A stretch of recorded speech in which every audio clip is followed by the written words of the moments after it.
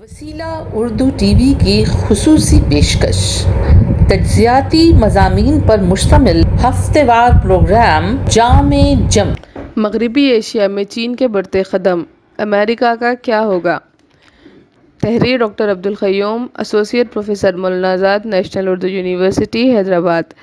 پیشکش ڈاکٹر زرینہ مہر۔ چین نے مغربی ایشیا میں قدم رکھتے ہوئے 1936 سے مستحکم ہوئے امریکی مفادات پر کاری ضرب لگانے کی کوشش کی ہے۔ 1936 میں امریکہ نے سعودی عرب کے اشتراک سے عربین امریکن کمپنی ارامکو کے قیام کے ذریعے 50% حصص میں حصہ دار بنا تھا۔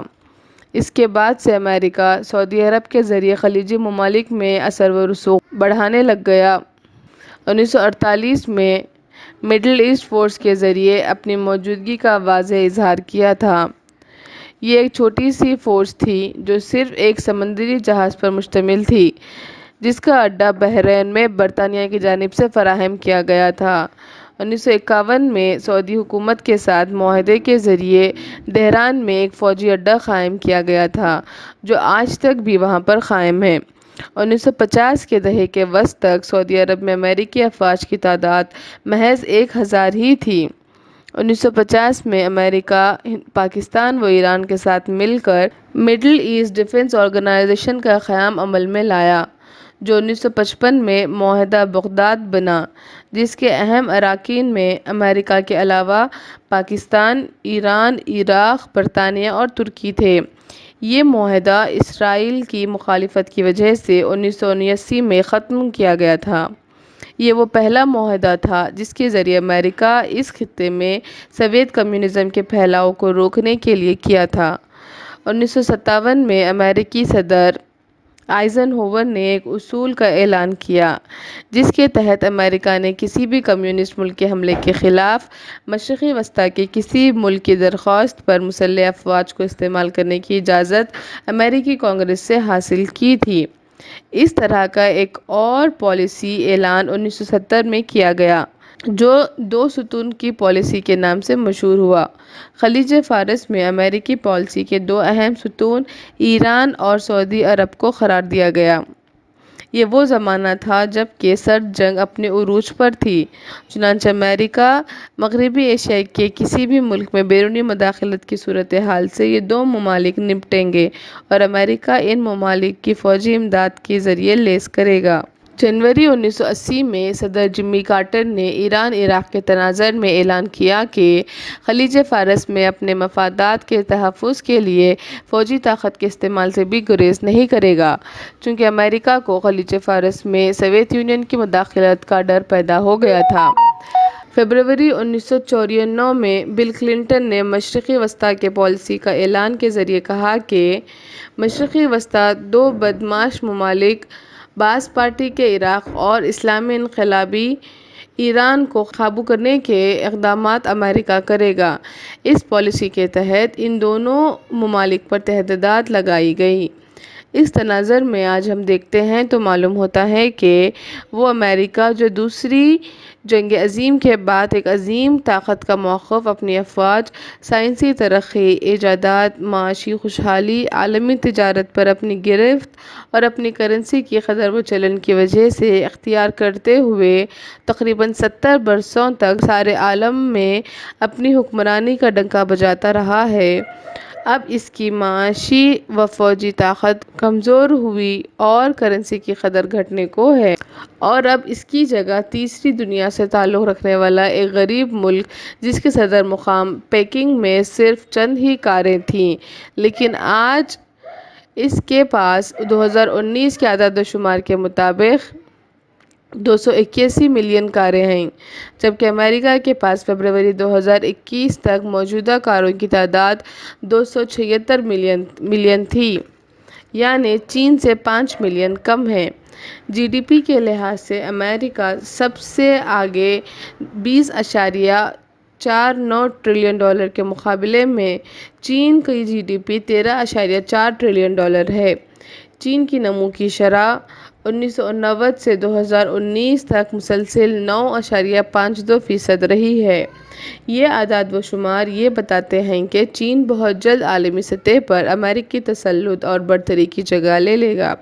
2011 میں CIA نے اپنی کلاسیفائیڈ دستاویزات کی نمائش کی تھی، جس میں سے ایک دستاویز میں یہ کہا گیا تھا کہ 2016 کے بعد سے امریکی برتری کو زوال آنا شروع ہوگا۔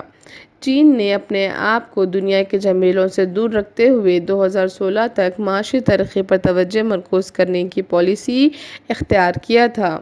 امریکی برتری کے اس تناظر میں مغربی ایشیا کا کوئی ملک اگر امریکہ کو چھوڑ کر کسی اور ملک سے معاہدہ تعلق میں آتا ہے تو یہ بات امریکہ کے لیے ناقابل برداشت ہوگی، تو دوسری طرف دنیا کے لیے بھی ایسا معاہدہ ایک مفروضہ سے زیادہ نہیں لگتا۔ تاہم گزشتہ 27 مارچ کو چین کے وزیر خارجہ وانگ ای اور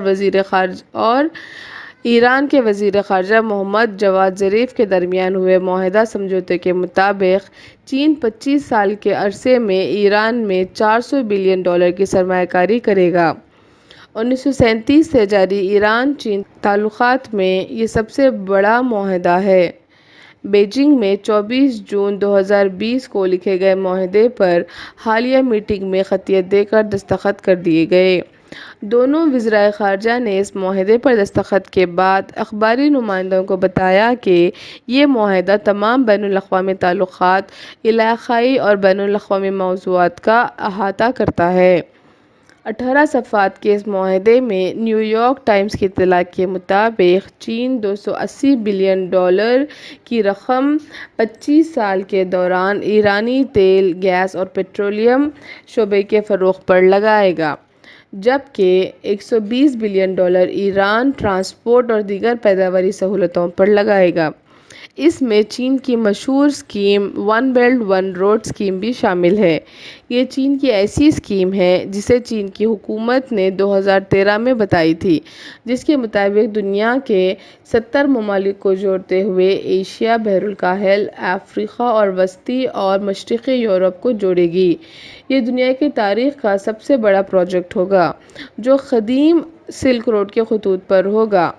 مارکو پولو مغرب سے چین کو جس سڑک سے اور ابن بطوطہ شمالی افریقہ سے چین کا سفر کیا تھا کو اب عملی شکل دی جائے گی۔ اس پروجیکٹ پر آئندہ ایک دہائی کے دوران $900 بلین کے صرفے کا امکان ہے۔ ایران میں اس سرمایہ کاری کے نتیجے میں چین ایران سے عالمی مارکیٹ سے کم قیمت پر تیل اور پیٹرولیم اشیاء کی خریداری کرے گا۔ ایران چین معاہدے کا خاکہ 2016 میں ایران کا دورہ کرنے والے چینی صدر ژی جن پنگ نے دیا تھا۔ یہ معاہدہ دونوں ممالک کے لیے یکساں طور پر سود مند ہے۔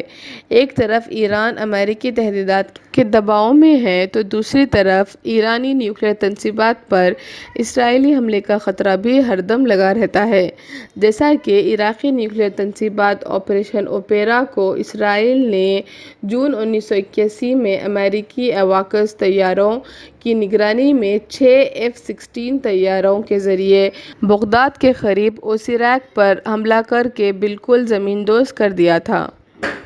چنانچہ اس طرح امریکی دباؤ اور اسرائیلی خطرات سے نمٹنے کے لیے کسی نہ کسی بڑی طاقت کا سہارا لینا اس ایرانی قیادت کے لیے ضروری تھا۔ اب جبکہ چین پوری طاقت سے امریکہ کے مدمقابل ابھر رہا ہے تو ایران اس کی مدد کیوں نہ لے؟ چین کی ضرورت تیل ہے تو خلیج کے ممالک کے لیے چین ایک بڑا گاہک بن کر ابھرا ہے۔ جہاں چین کو خلیج کے تیل کی ضرورت ہے، وہیں خلیج کو اپنی معاشی بہتری کے لیے چین کے تعاون کی ضرورت ہے۔ سعودی عرب کے تیل کا جاپان کے بعد سب سے بڑا خریدار چین ہی ہے۔ چنانچہ جولائی 1990 میں چین سعودی تعلقات کے قیام کے بعد 1996 میں دونوں ممالک کے درمیان باہمی انویسٹمنٹ کا معاہدہ ہوا تھا۔ 1999 میں چینی صدر جیانگ زیمن نے سعودی عرب کا دورہ کیا تھا، جس میں تیل کے میدان میں تعاون پر باہمی معاہدہ کیا گیا تھا۔ جنوری 2006 میں شاہ عبداللہ کے دورہ چین کے موقع پر 5 معاشی معاہدوں پر دستخط ہوئے تھے۔ اپریل 2006 میں صدر جنتاؤ کے دورے سعودی عرب کے موقع پر انہیں مجلس شورا سے مخاطب کرنے کا موقع دیا گیا تھا۔ مجلس شورا کو مخاطب کرنے والے وہ دوسرے رہنما تھے۔ صدر جنتاؤ نے فروری 2009 میں سعودی کا دوسرا دورہ کیا تھا۔ 2015 میں چین سعودی تعلقات کے متعلق سعودی شہریوں میں کیے گئے اوپینین پول میں 61.3% شہریوں نے چین کے موافقت میں رائے دہی دی تھی۔ فروری 2019 میں ولی عہد محمد بن سلمان نے چین کا دورہ کیا تھا۔ اس دورے کے دوران چین میں پیٹروکیمیکل کمپلیکس کے قیام کے لیے $10 بلین کے معاہدے کے علاوہ $28 بلین مالیت کے 35 معاہدات ہوئے تھے۔ جی سی سی ممالک سے چین کے تعلقات میں معاشی تعلقات کا اندازہ اس بات سے لگایا جا سکتا ہے کہ جی سی سی کی 25% برآمدات چین کو جاتی ہیں۔ گزشتہ 24 مارچ کو چینی وزیر خارجہ وانگ ای نے جی سی سی کے سیکریٹری جنرل نائف بن فلا الجحراف سے ملاقات کر باہمی تعلقات کا جائزہ لیا۔ جی سی سی ممالک سے چین کی تیل کی ضرورت کا 35% فراہم ہو رہا ہے، جو بڑھ کر 60% ہونے کا امکان ہے۔ ایران کو چین کے ساتھ معاہدے کی اہمیت کا اندازہ اس وقت ہوا جب عراق نے چین کے ساتھ 20 سال تک چین کو عراق میں تباہ انفراسٹرکچر کی تعمیر نو کے بدلے میں فراہمی تیل سے اتفاق کا معاہدہ کیا۔ یہ معاہدہ ستمبر 2019 میں وزیر اعظم عراق عادل عبد المہدی کے 5 روزہ دورے چین کے موقع پر کیا گیا۔ عراق میں تباہ شدہ انفراسٹرکچر کی مرمت پر $88 بلین کا خرچ آئے گا اور اس رقم کی ادائیگی عراق چین کو یومیہ 1 لاکھ بیرل تیل کی فراہمی کے ذریعے کرے گا۔ اس کے لیے ایک مشترکہ فنڈ قائم کیا جائے گا اور یہ رقم تیل سے حاصل ہونے والی آمدنی سے حاصل ہوگی، یعنی تعمیر کے بدلے تیل یا تیل کے بدلے تعمیر ہوگی۔ چین 100 تعمیراتی پروجیکٹس کی تکمیل کرے گا، لیکن 2019 کے خراب حالات کے مد نظر اس معاہدے کی عمل آوری کو روک دیا گیا تھا۔